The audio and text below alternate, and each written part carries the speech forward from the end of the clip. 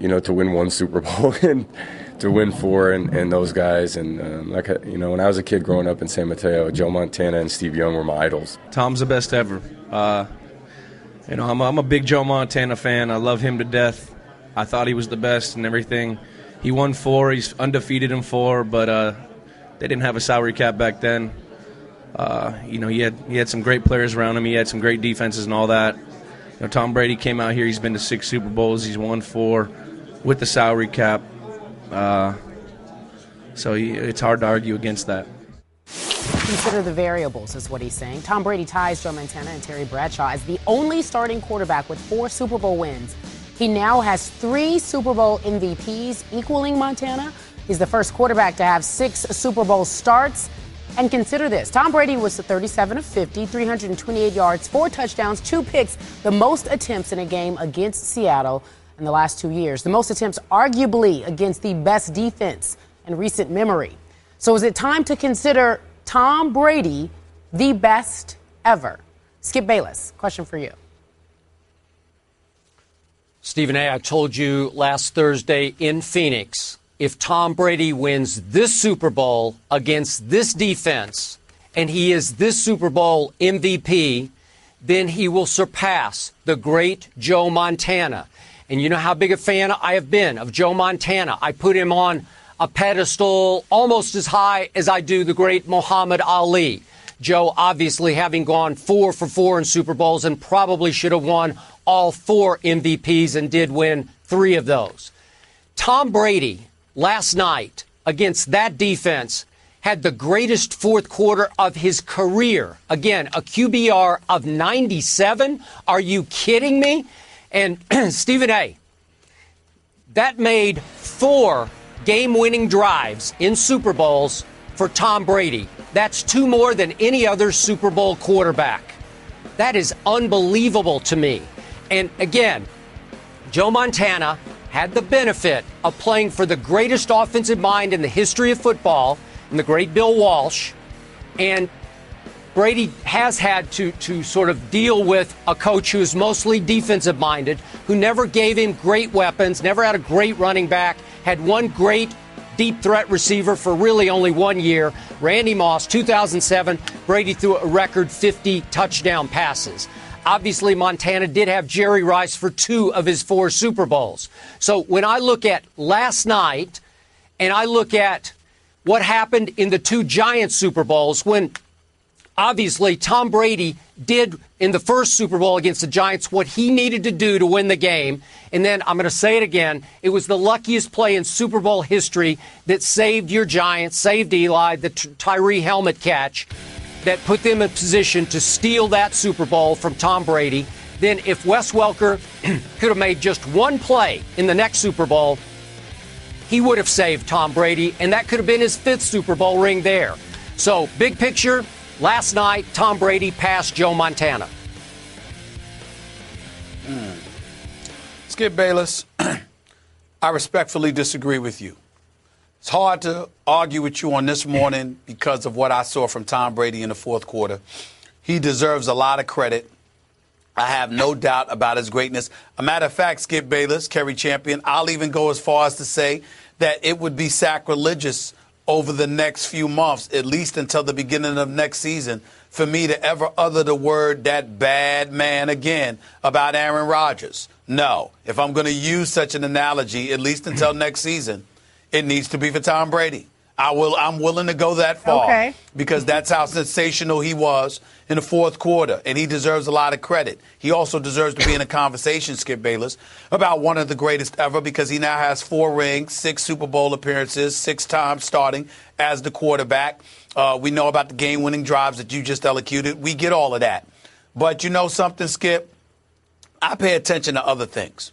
When I think about Joe Montana, I watched Tom Brady throw 2 interceptions in the first 3 quarters yesterday to Jeremy Lin and to Bobby Wagner that basically put New England in a hole before their defense was able to respond, helped by Kearse's dropped pass and a tripping on the part of Butler that wasn't called by the officials, okay? But I watched Tom Brady throw 2 interceptions.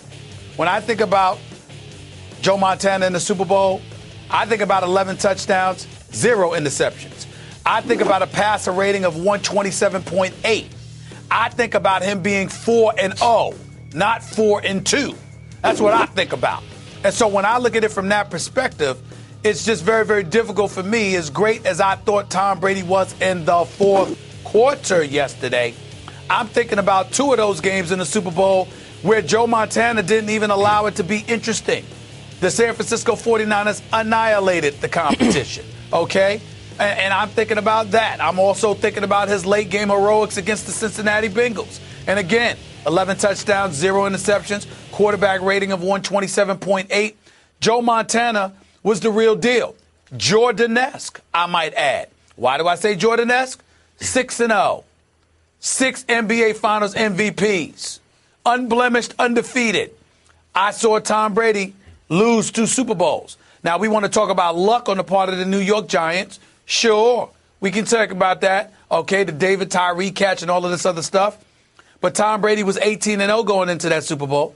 Had thrown 50 touchdowns in the regular season. Had connected on 23 of them to Randy Moss. And literally laughed at the media when they suggested he was going to be held to 17 points. He said, we're going to score 17 points?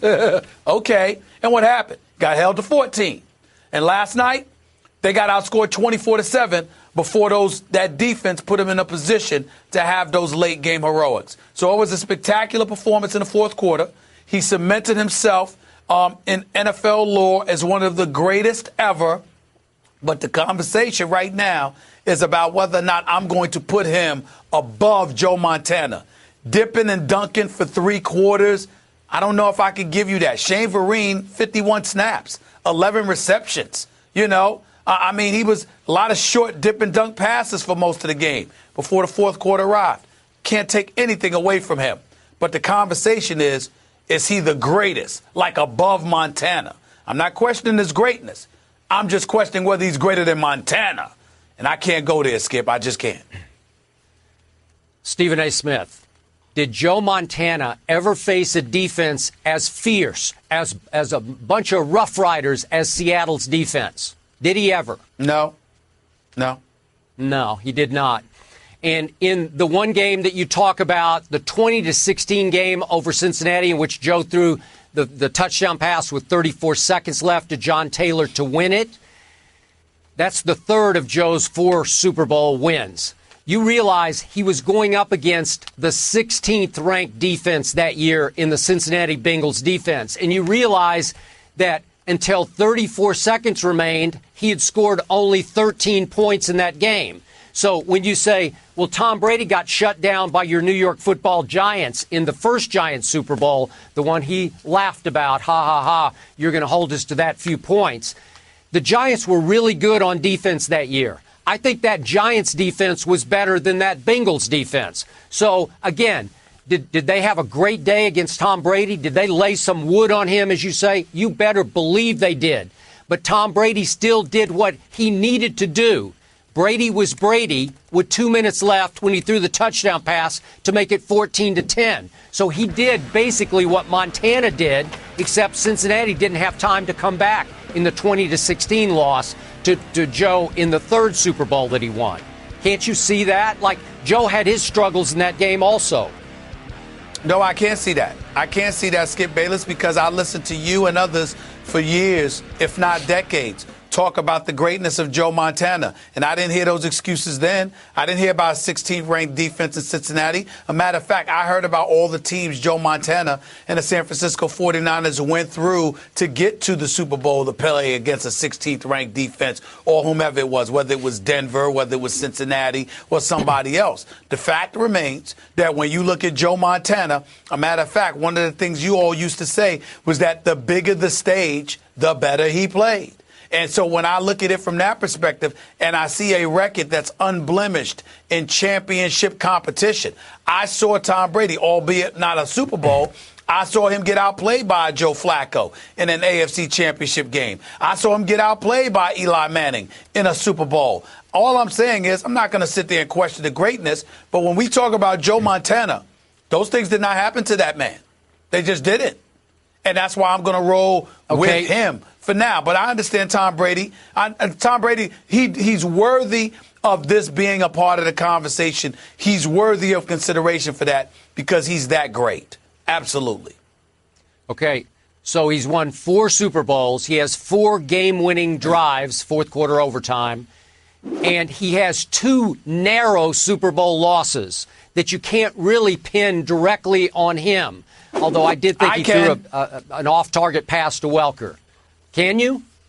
How? Yes, I can, because with that Super Bowl that they lost to the Giants in 2007, they were number 1 in points. They were number 1 in yards. They had the number 1 passing attack. They had the number 1 quarterback. They had the number 1 star Jerry Rice caliber receiver in Randy Moss. They had a Hall of Fame coach in Bill Belichick. They had a system that had already been tried and proven because they had won 3 Super Bowl titles, okay? The fact is they had all of that going for them. They were undefeated. They were highly motivated because that was the season for Spygate. They had all of this going on and got held in check, held to 7 points for 58 minutes.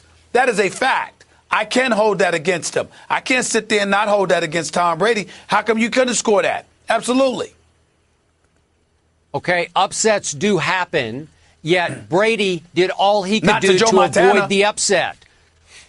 Well, okay, but you admitted that he didn't have to go up against the Legion of Boom defense because he did not in any of those 4 Super Bowls. Yeah, I'm just addressing your point about upsets. You said upsets happen. I said not to Joe Montana. Joe Montana has a big fat 0 in Super Bowl championship losses. 0. It